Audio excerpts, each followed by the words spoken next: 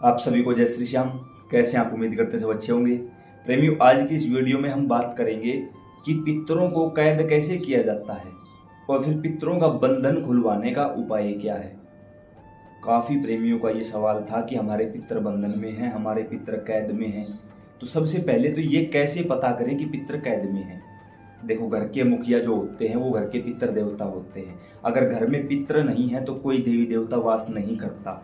इसके अलावा कोई व्यक्ति आपको ये प्रलोभन देता है कि बगैर पितरों के मैं आपको देवी देवता दे दूंगा, बालाजी दे दूंगा, माता काली दे दूंगा, ये दे दूंगा, तो वो झूठ बोल रहा है भाई, या उसको खुद को भी ज्ञान नहीं है। दोनों में से कोई भी काम हो सकता है। ऐसे में जब आपका कोई भी काम 95% बन जाए और 5% बिगड़ जाए, पितर दोष है। जब लगे कि घर के किसी व्यक्ति की खासकर रीढ़ की हड्डी में हद से ज्यादा दर्द है, रिपोर्ट नॉर्मल है, पितर दोष है। जब लगे कि घर की जो दीवारें हैं, खासकर दक्षिण दिशा की जो दीवारें, उनके अंदर दरार आनी शुरू हो गई है, पितर दोष है। जब लगे कि बिल्कुल नया घर बनाया था, जगह जगह दीवारों में दरार आनी शुरू हो गई है, पितर दोष है। लगे कि घर की दीवारों में या छतों पर पीपल के छोटे छोटे वृक्ष उग गए हैं, समझो पितर दोष लगकर बिगड़ चुका है। ये पितर दोष के लक्षण है भाई।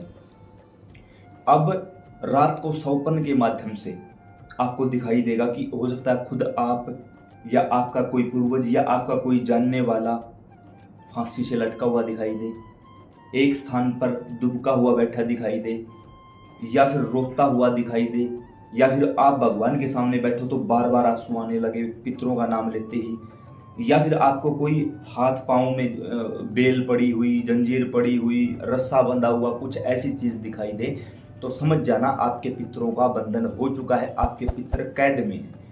पितरों की कैद दो प्रकार से होती है। सबसे पहली तो जब कोई बाहर का व्यक्ति कोई तांत्रिक क्रिया करता है। बाहर का व्यक्ति कौन? आपके ही घर का कोई व्यक्ति जिसको आपके पितरों का नाम पता है कि इसके पितर का नाम क्या है। अब बहुत सारे लोग तो ऐसे बोलते हैं पितर का नाम पता, हाँ मेरे दादा का नाम पता। आपको किसने बोल दिया कि आपके दादा आपके पितर हैं? ऐसा नहीं होता। 3 पीढ़ियों के पितर लागू होते हैं। पूरी सीरीज बनाई गई है पितरों के ऊपर, नीचे डिस्क्रिप्शन में लिंक डाल देंगे। अगर अपना व अपने परिवार का भला चाहते हो, अपने पितरों के बारे में पता करना चाहते हो, तो उस सीरीज को एक बार जरूर देख लेना, क्योंकि सारी बातें एक वीडियो में बैठकर नहीं बताई जा सकती। आप खुद समझदार हो इस चीज के लिए। जिन लाखों प्रेमियों ने उन वीडियो को देखा है, उनकी जिंदगी बदली है, आपकी भी बदलेगी। तो ऐसे में हमें हमारे घर के वास्तविक पितर का पता होना चाहिए। जब हमारे ही साथ बैठने वाला कोई व्यक्ति या हमारे ही परिवार का व्यक्ति, अब मान के चलो एक घर में 2 भाई हैं, एक तो पितरों की पूजा करता है, देवी देवताओं को मनाता है, उसका काम ठीक चला है। कोई दूसरा घर का ही व्यक्ति जिसका काम नहीं चल रहा, पता तो उसको भी है कि पितर कौन है, क्योंकि 2 सगे भाई हैं, तो जो एक का पितर होगा वही दूसरे का होगा। तो दूसरा व्यक्ति किसी मुझ जैसे पाखंडी के पास जाके उन चीजों को बंधवाने की कोशिश करता है। उसके लिए क्या चाहिएगा? उसके लिए सबसे पहले तो आपके पितरों को आपसे घर से निकालना पड़ेगा। कैसे निकाला जाएगा? जो तांत्रिक होगा वो उसको या तो सरसों अभिमंत्रित करके दे देगा, राई दे देगा, या कोई छोटा सा मांस का टुकड़ा दे देगा कि जा उसके घर में फेंक दे, या खून के छिट्टे अभिमंत्रित करके उसके घर में फेंक दिए जाएंगे। और वो देर सवेर कभी भी फेंक सकता है आपके घर में। आपको क्या पता इस चीज़ के बारे में? वो कौन है, कब है, कहाँ है, क्या करेगा, आपको तो कोई जानकारी नहीं, क्योंकि वो आपके पास बैठकर आपको ठगने की कोशिश कर रहा है। तो वो व्यक्ति घर आके कुछ ऐसी उल्टी सीधी क्रिया कर देगा। फिर धीरे धीरे इन चीजों का प्रभाव शुरू होगा। एक साथ शुरू नहीं होता कभी भी। अब इसमें वो व्यक्ति, उस व्यक्ति को आपके पितर का, कुल देवी और कुल देवता, 3 चीजें, चौथा आपका इष्ट और 5वां आपके गुरु, इन 5 चीजों का पता होना जरूरी है। इसमें से इष्ट और गुरु की कोई जरूरत नहीं है। अगर कुल देवी, कुल देवता और पितर का नाम उस व्यक्ति को पता है तो वो आपके घर के ऊपर तांत्रिक क्रिया कर सकता है, और वो तांत्रिक क्रिया होने में तकरीबन 1 महीने का समय ले सकती है। तो अभी आपको जो लक्षण दिखाई दे रहे हैं, लगे कि हाँ कुछ इस तरीके से मेरे पितरों को कैद किया गया है, तो समझ जाना ये प्रक्रिया 2-3 महीने पहले हो चुकी है, जिसके लक्षण इस समय आपको दिखाई दे रहे हैं। क्योंकि कोई भी क्रिया उसी समय दिखाई नहीं देती। उसी समय दिखाई देगी तो आप उसका इलाज करवा लोगे। इसलिए पहले वो आपके घर में स्थान बनाती है, आपके देवताओं को बाहर करती है। क्यों? जैसे ही खून के छिट्टे घर में आए, आपके देवताओं को तो आपने खीर, पूरी, हलवा पर चला रखा था, लड्डू बूंदी पर चला रखा था, चूरमे पर चला रखा था। जैसे ही तामसिक भोग घर में आया तो तामसिक शक्तियों ने वहां स्थान ले लिया, आपकी शक्तियों ने स्थान छोड़ दिया कुछ समय के लिए। लेकिन अगर आपके पितर मजबूत हैं, आप दिन रात उनकी सेवा करते हो, तो वो आपको बता देंगे भाई सावधान हो जाओ, और वो स्थान भी नहीं छोड़ेंगे। अब इसमें ये होता है घर के व्यक्ति द्वारा हमारे ही पितरों को कैद करवा देना, या फिर एक अलग ट्रेंड चला हुआ है, कुछ मेरे जैसे गुरुजी बैठे हैं, बोल देते हैं कि तेरे पितर इस समय गलत चले हुए हैं, तुझे उनको या तो मेहंदीपुर छोड़ के आ, हरिद्वार छोड़ के आ, या किसी अन्य पवित्र तीर्थ पर उन पितरों को तुझे छोड़ के आना पड़ेगा। उससे बोलकर उसी के पितर बंधवा दिए जाते हैं। एक व्यक्ति हमारे पास आया कि हम पितरों के नाम पर गद्दी चलाते थे, दरबार लगता था, दुनिया आती थी, फिर किसी के बहकावे में आके हमने अपने पितरों को जींद जिले के पांडु पिंडारा नामक तीर्थ पर बंधवा दिया। अब हमारे घर में कोई शक्ति नहीं आती, अब हमारे यहाँ खाने को एक दाना भी नहीं है। क्यों नहीं है? क्योंकि घर के जो राजा थे उसको आपने घर से बाहर निकाल के बंधवा दिया। अब आपका घर घर नहीं है, अब आपका राज्य है ही नहीं, क्योंकि राजा वहां नहीं रहते। उन सब चीजों के चलते कुछ मूर्ख लोगों द्वारा ये गलती कर दी जाती है, और कुछ मेरे जैसे शाने लोग इन चीजों का फायदा उठा लेते हैं। अब आपके पितरों को वहां बांधा नहीं गया, अब आपको इतना पता ही नहीं, उन्होंने छुड़वा दिया तो छुड़वा दिया, जरूरी थोड़ी वो वहीं बैठे रहेंगे। वो जो व्यक्ति आपके साथ गया है वो उन चीजों को खुद अपने पास ले आता है और फिर उनसे अपना दरबार लगवा के दूसरे लोगों की पूछा देता है। आपका तो उसने नाश करवा दिया और उस शक्ति को अपने अधिकार में चलाएगा। ये भी एक प्रकार से पितरों का बंधन ही है, क्योंकि आपके घर के पितर किसी दूसरे के लिए कार्य कर रहे हैं, इससे बुरा क्या होगा। एक बंधन दूसरा होता है, पितर अपने आप से बंधन लगा लेते हैं खुद का। कैसे लगा लेते हैं? जब ये ही नहीं पता आपको कि आपके पितर का नाम क्या है। पंडित जी बताते हैं मरी हुई 3 पीढ़ियां। अरे मूर्ख है वो पंडित, मूर्ख है वो लोग जो ये बात बोलते हैं कि मरी हुई 3 पीढ़ियों का पिंडदान होता है, वो पितर नहीं होते। और अगर सारे लोग पितर होते हैं तो ये भूत प्रेत आहुक वासुक जिन्न जिन्नात ये कौन बनता है भाई? फिर ये भी तो बता दो। प्रेत क्या होता है? आपके ही घर का प्रेत है, जिसकी आप पूजा नहीं करते वो प्रेत है, पूजा करते वो पितर है। पितर अच्छे में चला हुआ, प्रेत गलत में चला हुआ है। जब तक किसी चीज का शुद्धिकरण नहीं होगा वो पितर कैसे बन जाएगा भाई? थोड़ा सा समझने की बात है। अब हो सकता है कुछ लोग कमेंट में ये पूछ लें कि बता कहाँ प्रमाण लिखा हुआ, बता कहाँ लिखी हुई। भाई कहीं नहीं लिखी, मानो तो मैं गंगा माँ हूं, ना मानो तो बहता पानी। और जिसके घर में पितरों की पूजा नहीं होती उसके पितर लोक में दूसरे पितरों का जूठा थूक चाटते हैं। तो इसके लिए आप शाबाशी के पात्र हो, आपको अवार्ड मिलने चाहिए बहुत बड़े कि आपके कारण आपके पूर्वज किसी दूसरे का थूक चाटते हैं। अब कुछ लोग ये भी बोल लेंगे क्या तू पितर लोग जाके आया है? भाई मैं जाके नहीं आया, लेकिन मेरे पितरों ने मुझे बताया है। और इस चीज का कैसे प्रमाण दूं? हनुमान तो हूं नहीं, सीना चीर दूंगा, कैसे प्रमाण दूं? इस चीज का नहीं है भाई प्रमाण। और प्रमाण मांगने वालों से एक ही बात कहूंगा, इस चैनल से दूर रहा करो भाई। बुरी लगे 1000 बार मान जाओ, कोई फर्क नहीं पड़ता। आई डोंट केयर, कोई फर्क नहीं पड़ता भाई, आप जा सकते हो यहाँ से। जब घर के ही व्यक्ति नशा करने लग जाते हैं, पितरों को नहीं पूजते, अमावस्या नहीं निकालते, कुल देवी कुल देवता को नहीं पूजते, गलत काम करने लग जाते हैं, गलत संगति में रहते हैं, नशा करने लग जाते हैं, व्यभिचार करने लग जाते हैं।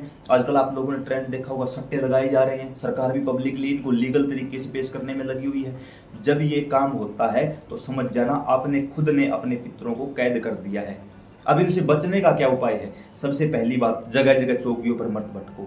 दूसरी बात, घर के कुल देवी कुल देवता और पितर का नाम किसी को मत बताओ। आपकी कुल देवी कौन है, आपकी कुल देवता कौन है, आपकी पितर कौन है, किसी को भी मत बताओ। घर के भी पूछें तो भी लगे कि ये व्यक्ति ठीक है तो उसको बता दे भाई ये अपना पितर है, ऐसे ऐसे पूजा करेगा, ठीक है। इसका मतलब ये भी नहीं है कि दूसरे को आपके पितर का पता है तो वो डायरेक्ट ही पितरों को बंधवा देगा, ऐसा बिल्कुल भी नहीं होता, नहीं होता। उसके लिए बहुत सारी प्रक्रिया होती है। उसके लिए आपके वस्त्रों की आवश्यकता पड़ेगी, आपके घर की शक्तियों की आवश्यकता पड़ेगी, फिर कोई तांत्रिक आपके घर में शक्तियां प्रवेश करवाएगा। लेकिन याद रखना, अगर आप कुछ भी नहीं करते लेकिन शाम के समय पूजा करते हो, घर पे दीपक जलाते हो, धूपबत्ती की सेवा करते हो, भगवान का जाप करते हो, हर रोज सिर्फ एक हनुमान चालीसा करते हो, अमावस्या को पितरों की भोग निकालते हो, एकादशी को सेवा करते हो, द्वादशी को करते हो, पूर्णिमा को करते हो, या जो भी आपके कुल देवी कुल देवता का दिन है उस दिन अगर महीने में एक दिन भी उनको भोग देते हो ना, भोग कुछ बड़ी चीज नहीं होती। मान के चलो आपकी कुल देवी कोई भी हो, मान के चलो दुर्गा माता है, दुर्गा अष्टमी आती, महीने में अष्टमी आती है ना, अष्टमी के दिन और कुछ हो ना हो, घर में 2 बतासे लिए माता के सामने रख दो। माता की पूजा भी नहीं करते हो, कोई बात नहीं, रख के हे माता दुर्गा आपके नाम का ये प्रसाद है, स्वीकार करिए। उनको घर में ही बांट के खा लो, गौ माता को रोटी दे दो, हर रोज सूर्य भगवान को जल दो। अरे क्या महीने में एक दिन 5 रुपए के बतासे बांटने में शर्म है क्या?